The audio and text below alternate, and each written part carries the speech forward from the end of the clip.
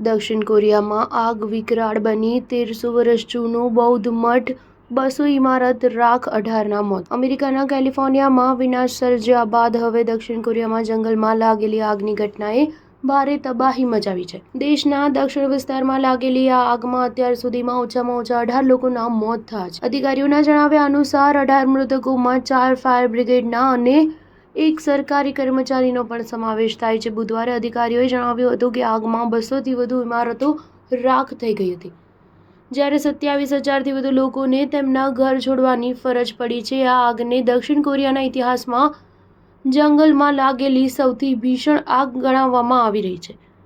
દક્ષિણ કોરિયાના કાર્યવાહક પ્રમુખ હાન ડક-સુએ કહ્યું છે કે આ આગ ગયા શુક્રવારે લાગી હતી અને તે પહેલા કરતાં વધુ ખતરનાક બની ગઈ છે.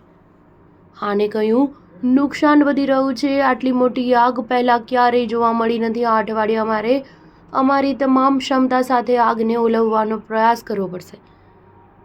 હાને કહ્યું કે ક્રૂ રાતોરાત તીવ્ર પવનને કારણે જંગલની આગને ઓલવવા માટે સંઘર્ષ કરી રહ્યા હતા. બુધવારે લગભગ 4,650 ફાયર ફાઇટર્સ, સૈનિકો અને અન્ય કર્મચારીઓ લગભગ 130 હેલિકોપ્ટરની મદદથી જંગલમાં લાગેલી આગને ઓલવવાનું કામ કરી રહ્યા હતા. તેમણે કહ્યું કે ગુરુવારે થોડી રાહતની અપેક્ષા છે. સરકારના ઇમરજન્સી રિસ્પોન્સ સેન્ટરે જણાવ્યું હતું કે આગમાં 1300 વર્ષ જૂનો બૌદ્ધ મઠ પણ નાશ પામ્યો હતો.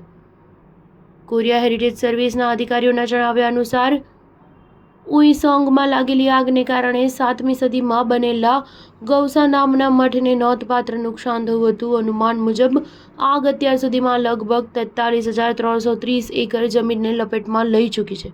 સ્ટાર ન્યૂઝ 7 હંમેશા સચ્ચાઈની સાથે.